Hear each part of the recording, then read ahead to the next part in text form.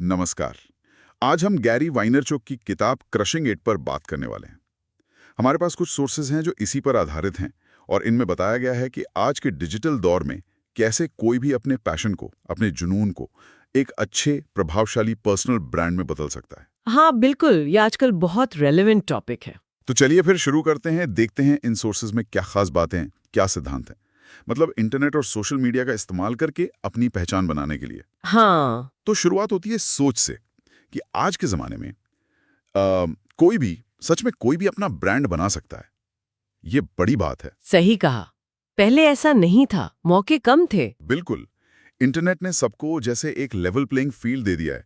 लेकिन हाँ, सोर्स ये भी कहता है कि इसके लिए 3 चीज़ें बहुत ज़रूरी हैं। क्या है वो 3 चीजें? एक तो आपका जुनून, मतलब वो चीज़ जिसके लिए आप सच में उत्साहित हो। दूसरा, धैर्य, बहुत सारा धैर्य।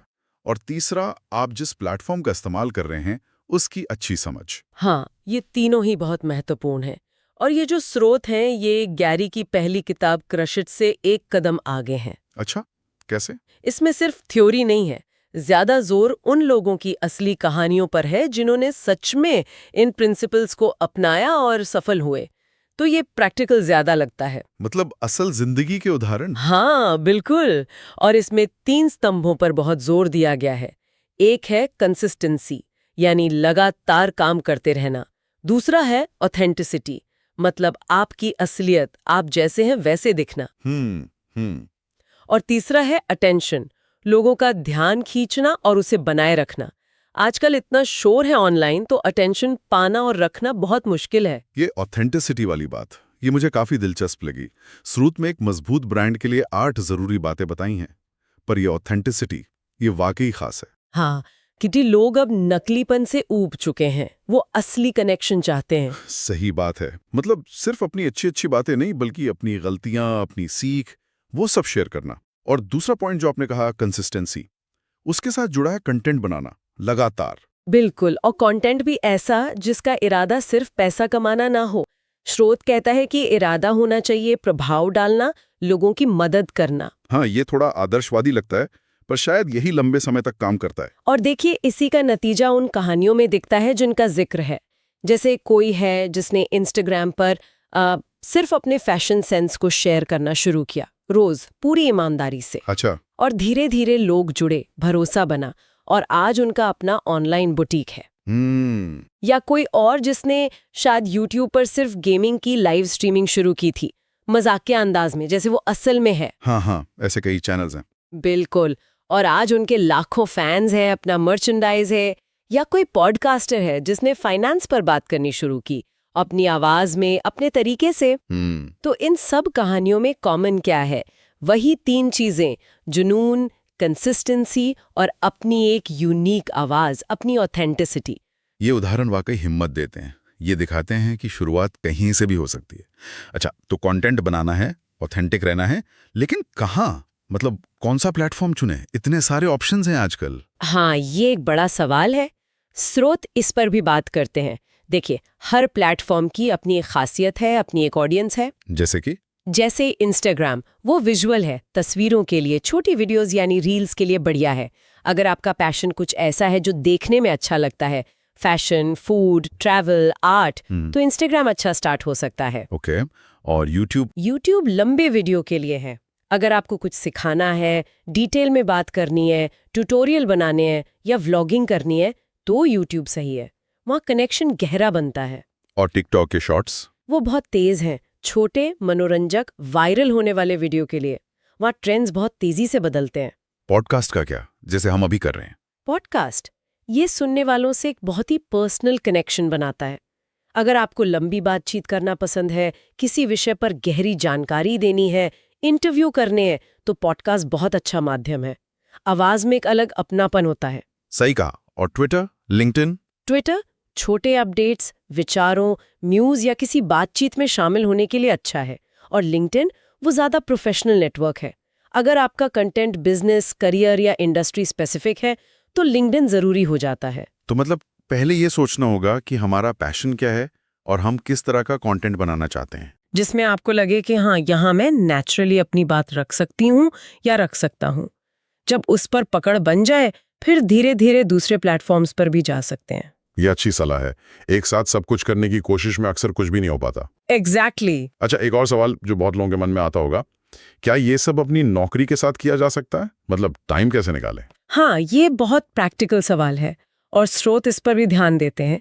जवाब है हाँ, बिल्कुल किया जा सकता है। इसे एक साइड हॉबी या साइड पैशन प्रोजेक्ट की तरह शुरू करें। ओके, पर कैसे? दिन में तो नौकरी होती है। तरीके सुझाए गए हैं, जैसे शाम का समय इस्तेमाल करें, रोज आधा घंटा या 1 घंटा निकालें, या फिर वीकेंड्स पर थोड़ा ज्यादा समय दें। एक और तरीका है बैच कंटेंट बनाना। बैच कंटेंट, ये क्या होता है? मतलब आप एक दिन बैठकर अगले पूरे हफ्ते या कुछ दिनों के लिए कई सारे पोस्ट या वीडियो की स्क्रिप्ट या पॉडकास्ट एपिसोड्स एक साथ तैयार कर लें। अच्छा, मतलब एक साथ काफी काम निपटा लिया। हाँ, इससे रोज रोज ये टेंशन नहीं रहती कि आज क्या पोस्ट करना है। आप कंसिस्टेंट रह पाते हैं।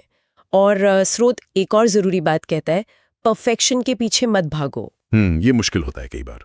लगता है सब कुछ परफेक्ट होना चाहिए। हाँ, लेकिन खासकर शुरुआत में परफेक्शन से ज्यादा जरूरी है कंसिस्टेंसी। बस करते रहना, डालते रहना। धीरे धीरे आप खुद ही बेहतर होते जाएंगे। शुरुआत में शायद क्वालिटी उतनी अच्छी ना हो, पर एक्शन लेना जरूरी है, रुकना नहीं है। ये बात तो है। Done is better than perfect, जैसा कहते हैं। बिल्कुल। स्रोत में एक और बड़ी गहरी बात कही गई है, legacy is greater than currency. यानी पैसे से ज्यादा जरूरी है एक विरासत बनाना, एक छाप छोड़ना। हाँ, ये गैरी वेनरचुक की फिलॉसफी का एक कोर हिस्सा है। मतलब फोकस इस पर होना चाहिए कि आप लोगों की जिंदगी में क्या वैल्यू ऐड कर रहे हैं, कैसे उनकी मदद कर रहे हैं, उन्हें सिखा रहे हैं या उनका मनोरंजन कर रहे हैं। जब आप ये करते हैं तभी एक टिकाऊ, एक भरोसेमंद ब्रांड बनता है। लेकिन क्या ये आजकल के ज़माने में थोड़ा मतलब ज़्यादा आदर्शवादी नहीं लगता, जहां हर कोई जल्दी पैसा कमाना चाहता है? लग सकता है, लेकिन स्रोतों का तर्क यही है कि यही लॉन्ग टर्म गेम है। देखिए, सिर्फ पैसे के पीछे भागेंगे तो शायद शॉर्ट टर्म में कुछ फायदा हो जाए, पर जो लॉयल्टी बनती है, जो कम्युनिटी बनती है, वो तभी बनती है जब लोगों को लगता है कि आप सच में उनकी परवाह करते हैं, उन्हें कुछ दे रहे हैं। बात तो सही है। भरोसा बनने में टाइम लगता है। बिल्कुल। तो सार यही निकलता है कि ये सिर्फ कुछ मार्केटिंग ट्रिक्स नहीं है, ये एक पूरा माइंडसेट है, एक सोच बदलने का तरीका है। तो क्या स्टेप्स होंगे अगर कोई आज शुरू करना चाहे? सिंपल है पर आसान नहीं। पहला, अपना क्यों पहचानो। आप ये क्यों करना चाहते हैं, आपका मकसद क्या है। दूसरा, एक विषय, एक नीश चुनें जिसमें आपका पैशन हो और आप वैल्यू दे सकें। तीसरा, कंटेंट बनाना शुरू करें। सोचिए मत ज़्यादा, बस शुरू करें। और चौथा? अपने ऑडियंस की सेवा करें, उनसे बात करें, उनकी सुनें, उनकी मदद करें। और पांचवा, सबसे ज़रूरी, धैर्य रखें। इसमें समय लगता है, रातों रात सफलता नहीं मिलती। सही कहा, धैर्य और निरंतरता। हाँ। तो कुल मिला के इन स्रोतों से यही समझ आता है कि आज डिजिटल मंचों के जरिए अपनी एक पहचान बनाना, अपना एक पर्सनल ब्रांड बनाना, ये बिल्कुल संभव है। बस जुनून चाहिए, हिम्मत चाहिए, धैर्य चाहिए और लगातार कोशिश करने की इच्छा होनी चाहिए। हाँ, और ये सिर्फ फेमस होने के बारे में नहीं है, ये अपनी आवाज, अपने हुनर को दुनिया के साथ बांटने का और शायद दूसरों की मदद करने का एक तरीका है। बिल्कुल, ये एक सार्थक कोशिश हो सकती है। इतनी तेजी से बदल रही है, लोगों की पसंद, उनके इंटरेस्ट्स, ट्रेंड्स, सब कुछ बदलता रहता है। तो ऐसे में लंबे समय तक ये कैसे पक्का किया जाए कि आप जो दे रहे हैं लोग उसे वाकई वैल्यूएबल समझ रहे हैं, मतलब आप रेलेवेंट कैसे बने रहें? ये एक बहुत अच्छा सवाल है। शायद इसका जवाब है लगातार सीखते रहना और अपने ऑडियंस को सुनते रहना। हाँ, शायद ये एक लगातार चलने वाली प्रक्रिया है। आपको हमेशा चौकन्ना रहना होगा, अडैप्ट करते रहना होगा। इस पर शायद हमें आगे भी